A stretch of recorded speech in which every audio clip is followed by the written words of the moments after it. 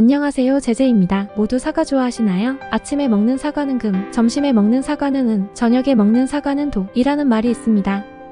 아삭아삭하고 새콤달콤하면서 껍질째 먹어도 맛있는 사과는 맛도 좋고 영양소도 풍부한 과일인데요. 하지만 지금까지 사과를 아무렇게나 드시고 계셨다면 주의하셔야 합니다. 아무리 몸에 좋은 식품도 잘못된 섭취는 오히려 독이 되기 때문입니다. 오늘은 몸에 좋은 사과를 어떻게 먹으면 더 건강하게 먹을 수 있는지와 독이 되는 사과에 대해 알아볼게요. 그 전에 구독과 좋아요 한 번씩 부탁드립니다. 몸에 좋은 사과는 그 자체만으로 프리바이오틱스 역할을 하는데요. 프리바이오틱스란 산성이 강한 위를 통과해 그대로 장까지 가서 우리 몸에 유익한 균인 유산균의 먹이가 되고 몸에 나쁜 균인 유해균을 감소시키는 역할을 합니다. 또한 사과를 먹게 되면 콜레스테롤이 쌓이는 것을 막아주고 암 예방과 뇌졸중 위험도 52%나 낮출 수 있다는 연구 결과가 있습니다. 사과를 먹을 때 주의해야 할 점. 첫 번째, 갈변된 사과 섭취. 사과를 먹다 보면 꼭 몇 조각씩 남게 되는 경우가 있습니다. 그럴 때 남는 게 아까워서 깎은 채 두거나 외출할 때 밀폐용기에 담아서 시간이 흐른 뒤에 간식으로 드시는데요. 결론부터 말씀드리면 갈변된 부분은 먹지 않는 게 좋습니다. 사과 내부를 보호하는 역할이 바로 사과 껍질인데요. 이 껍질에 상처가 생기거나 자르게 되면 노출된 부분부터 사과가 산화되어 갈색으로 변하는 갈변 현상이 나타납니다. 갈변된 사과가 위험한 이유는 섭취했을 때 체내에서 활성산소를 생성시키기 때문인데요. 아시다시피 활성산소는 우리 몸의 세포와 DNA를 공격해 성인병과 암의 주범으로 알려진 유해물질입니다.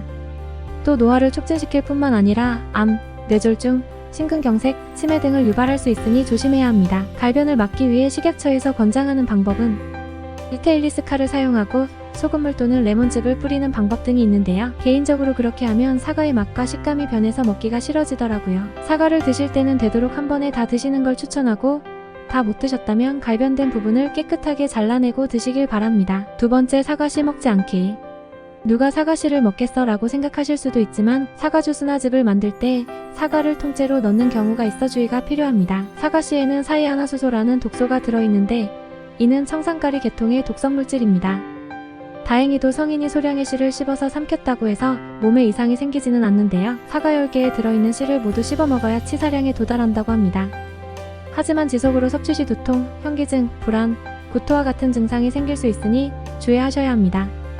또한 체중이 적은 영유아나 면역력이 떨어진 분은 독성에 약하기 때문에 문제가 될 수 있으니 아이에게는 따로 교육을 하거나 씨를 완전히 제거하고 먹게 하는 것이 안전합니다. 세 번째, 저녁에 먹는 사과. 사과의 유기산은 소화를 촉진하고 수용성 식이섬유인 팩틴은 배변에 도움이 되는데요. 하지만 소화기관이 약한 분들에게는 유기산 팩틴 성분이 부담이 됩니다. 이렇게 산도가 높은 음식을 섭취할 경우 속쓰림 증상을 동반해 수면을 방해할 수 있어 저녁에 먹지 않는 것이 좋습니다. 하지만 평소에 소화가 잘 되고 위 건강에 문제가 없는 분들이라면 사과를 언제 먹어도 건강에는 이상이 없습니다. 다만 저녁에 사과를 먹어보고 속이 쓰리거나 불편해 잠을 잘 못 자는 분들은 가급적 오전에 먹거나 이른 저녁에 먹는 것이 좋습니다. 네 번째, 사과 껍질째 먹기. 사과 껍질은 사과 과육에 비해 폴리페놀이 3배, 플라보노이드가 8배 더 많이 들어있는데요. 사과의 폴리페놀은 항산화 물질로 제2형 당뇨병, 심장병 및 암의 발생을 낮추는 데 도움을 주고 몸속 염증을 줄여주는 데 효과적입니다. 폴리페놀은 인슐린 분비를 자극하여 혈당 수치를 안정적으로 유지해주고 공복혈당 수치는 낮춰주며 포도당의 내성을 높여줍니다. 플라보노이드 역시 매우 강력한 항산화제로 우리 몸속의 해로운 활성산소를 제거해주는데요. 항암 물질을 생성해 암 성장을 억제할 뿐만 아니라 향균, 항알레르기 등 항염증 작용을 해 암과 심장병으로 인한 사망률을 낮춰줍니다. 특히 케르세틴 성분의 경우 과육에는 없고 껍질에만 존재합니다. 천연 항히스타민제와 항염증제로 강력한 항암 기능을 가지고 몸속 염증을 줄여주며 혈관도 건강하게 만들어줍니다. 또한 사과 껍질에 풍부한 케르세틴과 플라보노이드 성분이 폐의 기능을 강화해 천식 발병률을 20% 이상 낮추고 폐암 발병률을 44% 이상 낮췄다고 하는 연구 결과가 있으니 호흡기가 약하신 분들은 사과를 드실 때 껍질째 드시길 바랍니다. 네 번째, 공복에 먹는 사과. 아침에 물 한 잔 마신 뒤 공복에 사과를 먹게 되면 체내에 쌓인 독소를 정화해주는데요. 사과 속의 비타민 B와 미네랄은 신진대사 과정을 가속화합니다.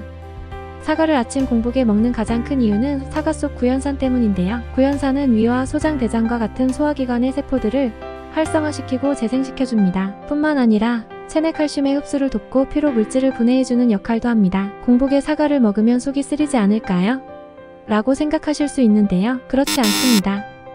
오히려 아침 공복에 사과를 꾸준히 먹게 되면 사과의 구연산이 위장의 점막 재생을 도와 속쓰림이 줄어들고 위가 건강해지게 됩니다. 다만 속쓰림이 심하신 분은 위염이나 위궤양이 있을 수 있으니 식후에 사과를 드시면 됩니다. 오늘은 사과를 독사과가 아닌 금사과로 드시는 방법에 대해 알아보았는데요.